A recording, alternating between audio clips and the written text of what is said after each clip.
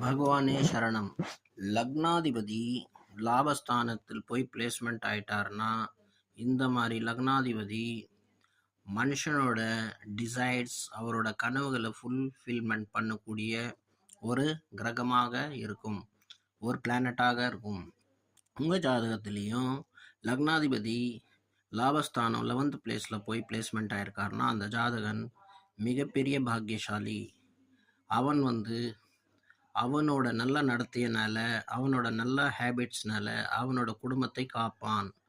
பல விதத்தில் காக்கலாம். ஆன்மீக மூலியமாக, இல்லைன்னா நல்ல செயல் மூலியமாக, பணத்து மூலியமாக, பல விஷயங்கள், நல்ல நடத்தை, நல்ல சிந்தனை, நல்ல மனம் மூலியமாக, ஃபைனான்ஸ் மூலியமாக அந்த குடும்பத்தை காக்கும் கூடிய ஒரு புத்திசாலியான மனுஷனாக இருப்பான். நல்ல பூர்வ புண்ணியம் உள்ளவனாக கருதப்படுவான். பகவானே சரணம்.